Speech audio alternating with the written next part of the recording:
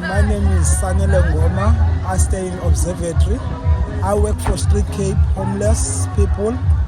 I'm playing, I was chosen as part of the SA Team 5-a-side in OSIS. Since I came from homeless, this was based on a homeless thing, you see.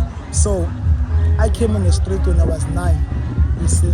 So from 9 years old, I had a situation at home whereby from age of 9, I didn't know where to go, but my older brother and my sister, they were already on the street.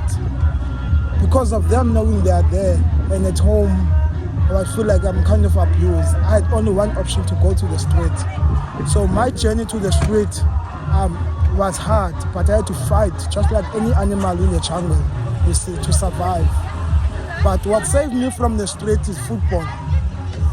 From the age of 10, I fell in love with football. So I started playing football a lot. And then into a point whereby in shelters, a shelter called Homestead, they were playing too much soccer. So my heart was so in love with soccer. So I had to be able to play that sport, I had to go out of the street and go to the shelter, which at that moment in the street was nice. I was enjoying it. But I make a choice. I remember that day was a shiny day, it was kind of a cool day at night, and I had to, I don't know where the choice came from, but inside me, I went to the security. It was about 10 o'clock at night, and I told them I want to go to the shelter. They didn't hesitate. They took me to the shelter, and that was like 2006. 2006, I was in the age of like 13. 2006? Yes. Okay.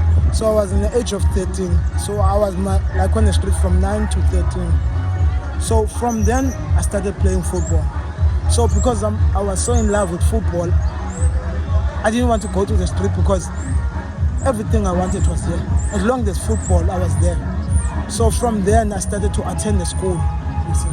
Since I've missed... What were you learning in school? Was it grade school or was grade school, a normal school? Sorry? A normal school, a primary school. Got it. Yeah. So since I left school at the age of 9, I came back when I was 13. So many grades that I've passed. So they wanted, in the primary, they wanted me to jump a certain grades to go to age group of my grades. But I told them that it's useless to jump certain grade to go there, but I haven't done this one, which I'm gonna fail. They sent me to grade 4 again. You see, and then even today I feel good about it. It's not about the time that you have missed, but it's about learning the steps that you have missed. You see, so from then on, I went into football. In 2007, I was chosen as one of out of the whole Western Province.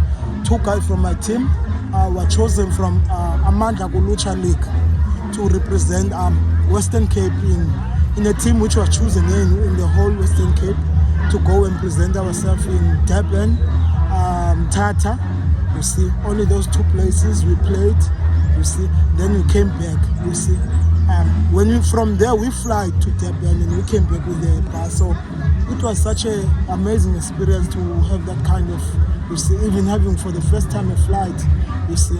So when I came back, so many opportunities came, and I was adopted in Tona by a woman from England, you see, to stay with her because I think they saw the potential. But at that time, I was 15 16 in 2009.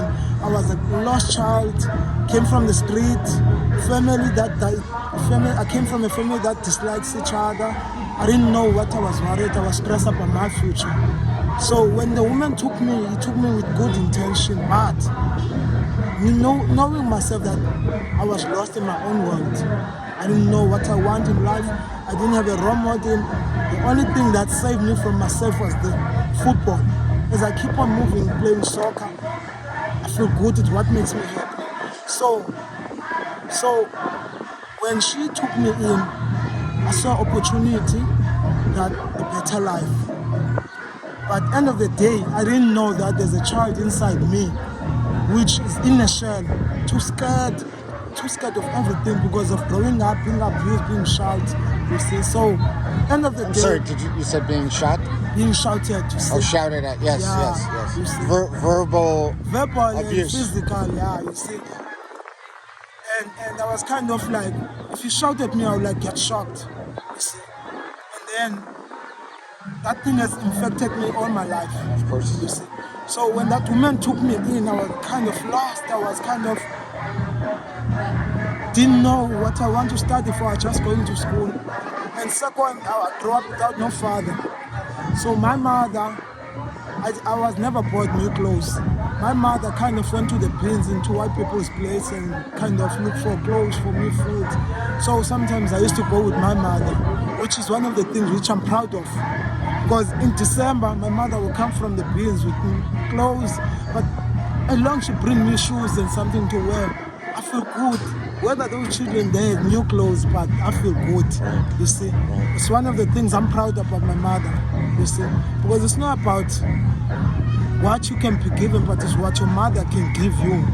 It's not about you or a brand. So you came to Oasis.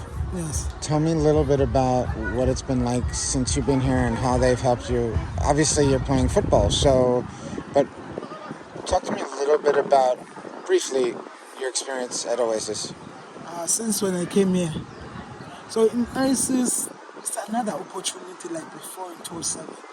Oasis, when they chose me, I feel excited.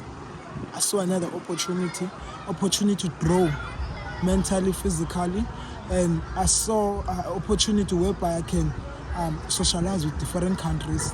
And Oasis has taught me that teamwork is a spirit. Respect will take you in far places, you see. And then they've taught me racism or gender-based abuse or women abuse. They shouldn't be part of my life. It doesn't matter where I come from, how my raising was, or the circumstances at that moment. But it's about the growth in me, which I can learn from each and every person from different nations. So ACES has taught me more knowledge on top of what I have. And I appreciate each and everything that they taught me. So even the teams, kind of having a team talk, you see. And when we're having those conversations about our life, where we've been, I start to realize I'm opening doors which are sensitive in my life because my teammates, coaches from ACES, they are opening up to us also about their experience, about their life. So to me So you're opening up to me. Yeah. You're opening up to us here who are going to see this. Yes. And is there maybe a message that you could give to anybody that's watching this about the combination of being a part of this kind of community, playing a football that you love, that has transformed your life? Is there a message so that people, if they want to get out of the hole Yes. that you're referring to, that many people have gone through, especially in this community, we've all been in that hole, is there a message you might want to give? Yes. What I would say to anyone, when you feel you're on your lowest, first thing you need to do, think about the future. Think about, is it worth it to stand next to a shop asking to rent? Is it worth it? Whereby you can go around and look for a job, go to social development, go to ACES also, they can create a job for you. It's not about the money which you can earn, whether it's small, but it's about what you do with the money, you see. And life is not about money. Life is about what you receive from another person. If someone gives you love and you're on the street or you're smoking drugs, it's encouraging you to grow mentally. So isn't football what gives you love? It's football, yes. Right? Yes. Right. End of story. Football. I mean, that's the beginning of the foundation of who you are now. Yeah, of my life. Yes. How I got out. That's right.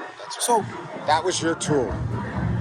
The that tool was to my, get out. Yes, Yes. was my tool. Yes. Without even knowing was my tool. Right. Yeah, I just You fall had in no love. idea. You I didn't know- realize. You didn't yes. make the connection. No, I didn't. Right. But I just fall in love with that ball. I don't know.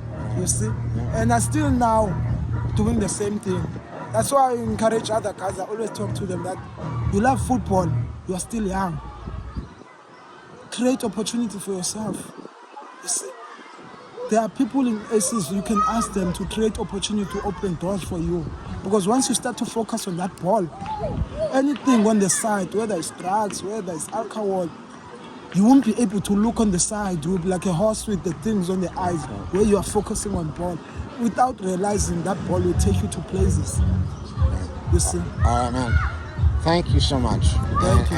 And you have to understand that you should feel extremely proud of who you are, as I know you do, and feel really proud and that you've really turned your life around and you're going in the right direction. And don't take the wrong turn. Keep focused. But the most important is this: to be able to lift yourself up, you need confidence. That's The right. first thing you need to work on is respect. Respect the person next to you. Respect your community. Respect whether someone stays on the street or where you're smoking. Respect. You see, once you start to respect yourself and start to date yourself, get to know yourself, then you build yourself a confidence. Right. You see, to build that confidence, it takes years and hard work, which I've took years because I had this lower self-esteem. Yeah. And so now when someone tries to step on top of that confidence, there's something I call it arrogance. You see, they always Say it again.